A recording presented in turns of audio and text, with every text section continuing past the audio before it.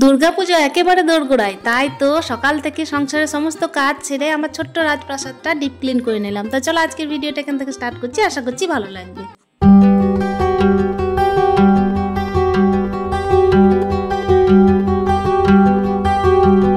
তো hello everyone, good morning, welcome back to my channel. কেমন আছো তোমরা? আশা করছি সকলেই খুব ভালো আছো। আর ব্লগের শুরুতে প্রত্যেক দিনের মতো বড়দের চরণে আমার প্রণাম, আর ছোটদেরকে আমার অনেক অনেক ভালোবাসা।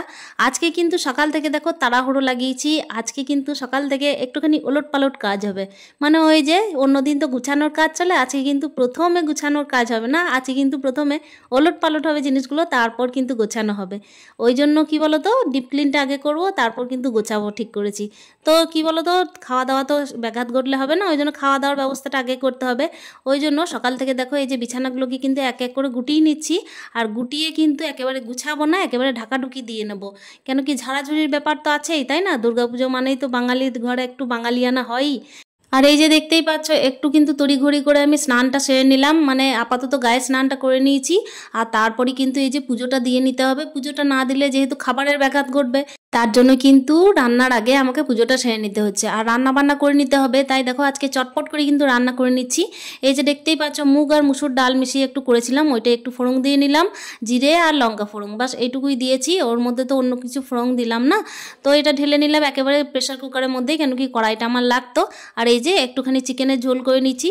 চিকেনের ঝোল বলতে এখানে 1 কিলো চিকেন এনেছিলাম, তো ওইটাই একটু ঝোল করে নিচ্ছি। আজকে একটু তাড়াতাড়ি করে তোমাদেরকে রান্নাটা দেখালাম।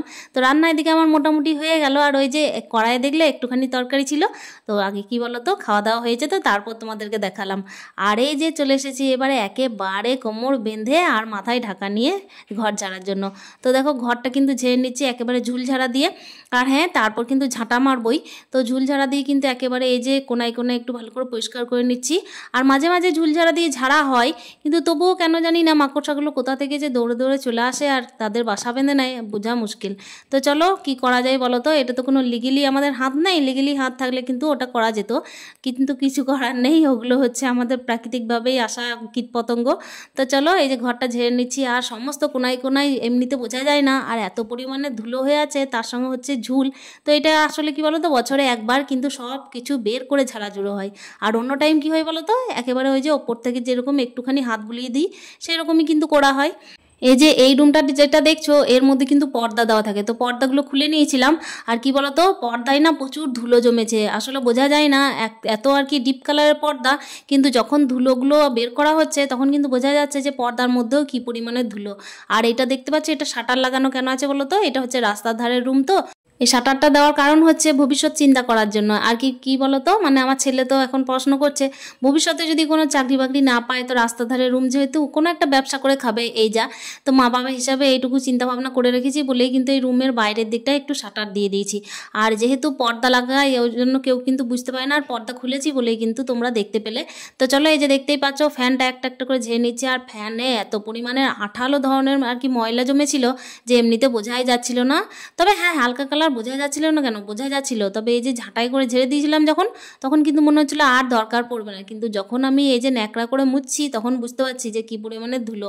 তো প্রথমে কিন্তু কাপড় দিয়ে মোছামুছি করলাম, কিন্তু দেখলাম যে না, ঠিক একদম আমার যেন মনোপ্লুত হচ্ছে না। তো সেই জন্য কী করলাম, একেবারে এই যে একবার আর কি ছেলেকে বললাম যে একটুখানি কলিনটা নিয়ে আসতে, তো ওই কলিনে করেই কিন্তু পরিষ্কার করে দিলাম। আজকে হচ্ছে বুধবার, আর বুধবারের ব্লগটাই তোমাদেরকে শেয়ার করছি। আর ইতিমধ্যে কিন্তু বুধবারে হচ্ছে আজকে মহালয়া, আর মহালয়ার জানাই প্রত্যেককে কিন্তু অনেক অনেক শুভেচ্ছা। যদি এটা আমাকে প্রথমে ব্লগের শুরুতে বলা উচিত ছিল, কিন্তু চলো বলা যেতেই পারে, তোমরা তো আমার বন্ধু, তাই না? তো চলো ফ্যানটাকে কিন্তু এবার মুছে দেবো একটু করে কলিন দিয়ে। কলিনটা দেওয়ার জন্য কিন্তু ফ্যানটা একদম বলতে পারো যে ভালোভাবে পরিষ্কার হয়েছে, নাহলে কিন্তু হচ্ছিল না। আর কলিনটা আমি কি বলো তো, টিভির মধ্যে আয়নার মধ্যে দিত, সেই জন্য কিন্তু একেবারে মানে শেষ, অবশিষ্ট নেই বললেই চলে। তো ওইটাই আর কি ঝাড়াঝুড়ো করে যা হয় একটু পরিষ্কার করে দিচ্ছি। আর কি বলো তো, পরিষ্কার করার মধ্যে কিন্তু একটুখানি মানে ভয়ও লাগছে, মানে টেবিলের মধ্যে চেপেছি, ওই চেয়ারের মধ্যে আর কি, চেয়ারের মধ্যে চেপে আমি ফ্যানটা পরিষ্কার করছি, আর কিন্তু নড়বড় করছিল। আর ওই জন্য কিন্তু নিচে একটু ছেলেকে বললাম একটু ধরে দেওয়ার জন্য, আর তারপরেই কিন্তু পরিষ্কার করছি। আর বাইরে প্যান্ডেল মানে ইতিমধ্যে আরম্ভ হয়ে গেছে, ছেলে তো বারবার ওখানেই যাচ্ছে, কোনো কথাই শুনছে না। এদিকে কিন্তু দেখো এই যে দেখতেই পাচ্ছ, একটা আলমারি রয়েছে না, এই আলমারিটা হচ্ছে আমার বাবার দোকানের আলমারি, তো এটাই আমাকে দিয়েছিল, এটা ওইটাতেই কিন্তু কাঁচ আর রং করে একদম মানে বলতে পারো ঝকঝকে করে নিয়েছি। আর ওইটার উপরে এত পরিমাণে ধুলো জমেছিল যে কিছু বলার নেই। আর এই যে বিস্কুটের পেটিগুলো দেখছো এগুলো কিন্তু দোকানেরই, তো ওইগুলোর মধ্যে না একটু একটু করে পিঁপড়েও লাগছিল জানো, তো আমি একটু ভালো করে পরিষ্কার করে দিলাম। আর যে পেটিটার মধ্যে পিঁপড়ে লেগেছিল ওইটা কিন্তু একেবারে নিচে নামিয়ে একেবারে ওই যে আমাদের গেস্ট রুম আছে ওই পাশে বাইরে বের করে দিয়েছি।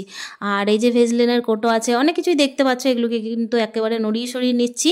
আর একবারই তো বলো পুজোর সময়ই একটু নড়াচড়া ভালোভাবে হয়, তা না হলে তো একটু ওই ওপর ওপর আর কি আমরা পরিষ্কার করি, তাই না? আর প্রত্যেক দিন এরকম করে যদি ঝুলটুল ঝাড়া হয় আর প্রত্যেক দিন যদি এরকম পরিষ্কার করা হয় তাহলে সংসারের আর অন্য কাজ করতে হবে না। তো চলো আজকে কিন্তু একেবারে কোমর বেঁধে নেমেই পড়েছি। আর ওই জন্য ঠিক করেই নিয়েছি যে প্রত্যেকটা জায়গায় কিন্তু ভালো করে পরিষ্কার করব। তবে হ্যাঁ, দরজা জানলাগুলো আজকে আর হয়ে উঠবে না, ওগুলো ধরো টুকটাকের কাজ, তো ওইগুলো ধরো এক এক দিনভাবে করব। তো আপাতত ঝুলঝাড়া কাজটা কিন্তু আজকে বার হিসেবে ঠিকই আছে, যেহেতু বুধবার আর বৃহস্পতিবার তো ডিপ ক্লিনিংয়ের কাজ হয় না, মানে ওই ঝুলঝাড়া কাজটা হয় না, ওই জন্য কিন্তু বৃহস্পতিবার বাদ দিয়ে আমি কিন্তু বুধবারেই আজকে করে নিচ্ছি। যদিও কি বলো তো, অন্যদের কিন্তু আগেই গোটা ঘর ক্লিন হয়ে গেছে, আমার মনে হচ্ছে আমি একটু লেট করে ফেলেছি। মোটামুটি মহালয়ার আগে সবাই ঝেড়ে ফেলেছে, আর আমি কিন্তু আজকে মহালয়ার দিনেই দেখো ঝাড়াঝুড়ি করছি। আসলে কি বলো তো, একা ঘর তো সমস্ত কিছু কিন্তু ম্যানেজ করা একটুখানি কঠিন। ছেলেকে স্কুল পাঠায়, তারপর হচ্ছে বাজারঘাট করি, তো এর মাঝে কিন্তু আমাকে এক্সট্রা কাজগুলো করা খুব কঠিন হয়ে দাঁড়ায়। আর এখানে দেখতেই পাচ্ছ এই তাকটা দেখছো না, এই তাকের মধ্যে কিন্তু প্রচুর পরিমাণে ধুলো জমেছিল। এই তাকটাই কিন্তু একমাত্র দেওয়াল আলমারিটা করা হয়নি, মানে ওই কাঁচ আর কাঠটা দিয়ে কিন্তু আলমারিটা বানানো হয়নি। এই জায়গাটা হচ্ছে এই যে শাটারটা আছে সেই জন্য ভেবেছিলাম এটা করবো না, কিন্তু দেখছি না এটাও করে নিতে হবে, তা নাহলে এত ধুলো জমছে যে জিনিসগুলো রাখার পরও কিন্তু ঠিকঠাক থাকছে না। আর এই রুমটাতেই একটু লোডটা বেশিই বলতে পারো, কেন কি এই রুমের জিনিসপত্রও বেশি থাকে, একদম প্যাকড আপ রুম বলতে পারো এটা। তো ওই জন্যই কিন্তু এই যে টুকিটাকি জিনিসগুলো এগুলোও কিন্তু এখানেই রাখি। আর ডাইনিংয়ে কিংবা হচ্ছে বেডরুমে সমস্ত কিছু রাখি না। সমস্ত কিছু যদি একটা রুমে বাদ দিয়ে অন্য রুমে রাখি না, মানে সমস্ত ছড়িয়ে ছিটিয়ে যদি রাখি না জিনিসগুলো প্রত্যেকটা রুমে তাহলে বলতে পারো যে গোটাগুটি মানে আর কি গোটা বাড়িটাই কিন্তু একেবারে যাচ্ছে তাই লাগবে। সেই জন্যই কিন্তু এই রুমটাকেই একটু প্যাকড আপ করে রাখা হয়েছে। তো চলো এই যে তাকটা দেখতে পাচ্ছ, যে সমস্ত অবশিষ্ট জিনিসগুলো আর কি লাগবে না সেই সমস্ত জিনিসগুলোকে ফেলে দেবো, আর যে সমস্ত জিনিসগুলো বাদ দিলে চলবেই না সেইগুলোই আপাতত রাখবো। এইবারে পুজোতে কিন্তু মোটামুটি ঠিকই করে নিয়েছি যে যেগুলো একেবারে বাড়ির মানে অকেজো জিনিস সেগুলোকে কিন্তু একেবারে মানে গুড বাই করে দেবো আর কি। আর এদিকে কিন্তু আমি বলবো না আসতে। তো চলো এই যে দেখতেই পাচ্ছ এই যে পাখাটা রয়েছে এটা কিন্তু ভাঙা, কিন্তু এই পাখাটাকে আমি ফেললাম না কেন জানো তো, পাখাটা হচ্ছে মা ষষ্ঠীর আর কি কোনো একটা অংশ বলতে পারো, মা ষষ্ঠী পুজোতে লাগে, সেই জন্য কিন্তু এটা আমি এমনিই রেখে দিলাম ভালোভাবে। আর এই কাগজপত্রগুলো দেখে নিচ্ছি কেন জানো তো, কাগজপত্রের মধ্যে কখন যে কি বেরিয়ে যায় আর কোথায় যে কি মনের ভুলে রেখে দিই সেটা কিন্তু প্রত্যেকটা বাড়ির মেয়েরাই জানে। আর কি ঠিকঠাকভাবে রাখতে রাখতে মনে হয় যে এই জায়গায় এখন রেখে দিই, পরে ব্যাগে রেখে দেবো, তারপর কিন্তু আমরা ভুলেই যাই বলো। ওই জন্য দেখে দেখে কিন্তু কাগজপত্রগুলো নিচ্ছি, আর তারপরে যেগুলো লাগবে না সেগুলো কিন্তু একটা প্যাকেটের মধ্যে ভরে একবারে কিন্তু বাইরে দিয়ে আসবো, বাইরে একদম ফেলে দিয়ে আসবো। আর প্রচুর পরিমাণে ক্যালেন্ডার জমেছিল আমার বাড়িতে, মানে ক্যালেন্ডার তো যে কেউ দেয় ধরো আর কি বছর ঘুরলে, নতুন বছরের টাইমে কিংবা হচ্ছে এই যে নিউ ইয়ার হয় তখন এই যে ক্যালেন্ডারগুলো ঘরের মধ্যে টাঙানোর কোনো জায়গাই নেই, পেরেক গাঁথা নেই যেহেতু, সেই জন্য ক্যালেন্ডারগুলোকে আর ঘরের মধ্যে রাখবো না। আর কি বলতো, ঠাকুরের যেগুলো আছে না সেগুলোকে আমি একদম জলে দিয়ে দেবো, ঠাকুরের ক্যালেন্ডার তো যেখানে সেখানে ফেলা যায় না। তো চলো এদিকে দেখো ঝাঁট টাটগুলো কমপ্লিট করে নিয়েছি, আর কি তাড়াতাড়ি করে কাজগুলো করেছি, মানে কি বলতো অনেকটা তাড়াতাড়ি করে দেখিয়েছি ফোনের মধ্যে, কিন্তু সত্যি কথা বলতে আমার এই কাজগুলো করতে করতে একেবারে সন্ধে হয়ে গেছিলো। মা দুর্গা যেহেতু দোরগোড়ায় মানে চলে এসেছেন, মহালয়া শুরু মানে মা দুর্গা চলে এসেছেন, মানে নবরাত্রি আরম্ভই হয়ে গেছে। তবুও দেখো আমি আজকে ভেবে নিয়েছিলাম যে ঠিক করবই করব, কেন কি সময় একেবারে পেয়ে উঠছিলাম না, আর একা ঘরে কিন্তু সময় করে ওঠাটাও মুশকিল, কেন কি রান্না বান্না সেরে তারপর তো তোমাকে এইদিকে হাত দিতে হবে। মানে এই কাজগুলো কি বলো তো, একজন কেউ রান্না করলো, তারপর হচ্ছে কেউ একজন ঝুলটা ঝাড়লো, ঘরটা ক্লিন করলো, তাহলে কিন্তু ঠিক আছে, কিন্তু সবই যদি তোমাকে হাত দিতে হয় তাহলে কিন্তু একটু বুঝে সুঝেই কোমর বেঁধে নামতে হয়, তাই না? আর আমার এত পরিমাণে ডাস্ট অ্যালার্জি, এই যখন আমি ঘরটা ঝাড়ছিলাম তখন থেকে আমার নাকে হাঁচি আরম্ভ হয়ে গেল, তারপর যেন কেমন একটা গলা ব্যথা আরম্ভ হয়ে গেল। কিন্তু কি করবো বলো, ওই যে বাঙালিদের কিন্তু এইটা হচ্ছে সব থেকে বড় উৎসব, তাই এটা তো আমাদের করতেই হবে, এটা না করলে তো মানে মনের একটা শান্তি আসবেই না। জামা কাপড় যাই হোক না কেন সবার বাড়িতে কিন্তু গরিব থেকে ধনী প্রত্যেকের বাড়িতে কিন্তু টুকটাক কেনাকাটা যেমনই হোক না কেন, গরিবের বাড়িতে হয়তো কমই হয়, হ্যাঁ বড়লোকদের বাড়িতে হয়তো একটু উচ্চবিত্ত পরিবারে একটু ভালো রকমের কেনাকাটা হয়, কিন্তু ঘর ঝাড়াটা সবার বাড়িতেই হয়, তাই না বলো? ঘর ঝাড়া একদম একদম খুঁটিনাটি সমস্ত কিছু ধোয়াধুয়ি একমাত্র দুর্গাপুজোর সময়ই হয়। তো আমাদেরও তাই। আপাতত যে সমস্ত কোটোগুলো আছে সেগুলো কিন্তু ধোয়াধুয়ি বাকি ছিল, তো ওইগুলো কিন্তু ধুয়ে নেব। আর যে সমস্ত প্লেটগুলো সেগুলো কিন্তু আমি আগের দিন ধুয়ে রেখেছি, তো ওইগুলো কিন্তু সাজিয়ে গুছিয়ে রেখে দেবো। তোমাদেরকে তো ভিডিওর মধ্যে অনেক কিছুই দেখায়, তো সেগুলোও তোমরা দেখতে পাবে। চোখের সামনে দেখতে পাচ্ছ নিশ্চয়ই এত পরিমাণে ধুলো বেরিয়েছে। তবে হ্যাঁ, এই ধুলোটা কিন্তু প্রথমবারের ধুলো নয়। প্রথমবারের ধুলোটা যদি তোমাদেরকে দেখাতাম তাহলে বলতো যে কি ব্যাপার, এত পরিমাণে নোংরা থাকে ঘরের মধ্যে। সেই জন্য কিন্তু প্রথমবারের ধুলোটা আমি দেখাইনি, মানে নোংরাগুলো আর কি, যে সমস্ত ঝুল নোংরা আবর্জনা ছিল সেগুলো কিন্তু দেখাইনি। এটা হচ্ছে 3 নাম্বার ঝাঁট। তো 3 নাম্বার ঝাঁটটা দিয়ে কিন্তু একেবারে স্নান সারবো। এটা হচ্ছে আমার ছেলের পড়ার টেবিল আর কি, ছোটোবেলায় গিফট পেয়েছিল জন্মদিনে, তো সেটা কিন্তু একটু একটু করে ইউজ হয় আর এমনিতে তোলাই থাকে। মানে এখন তো ওই বিছানায় বা হচ্ছে এমনি মাটিতে বসে মাদুর পেড়ে, সেই জন্য কিন্তু এটা তোলাই থাকে। আর এই দেখো ঝুলটা পড়ে যাচ্ছে, এটাকেও কোনো একটা ব্যবস্থা করতে হবে। আর মাথার মধ্যে প্রচুর পরিমাণের কিন্তু আমার একদম বোঝা হয়ে যাচ্ছে নোংরায়। তো সেই জন্য কিন্তু দেখো বাইরে অন্ধকার দেখতে পাচ্ছ, একটু একটু করে হতে লাগছে। আর অন্ধকার হতে থাকলে কিন্তু আমার স্নানের আর কি অসুবিধা হবে।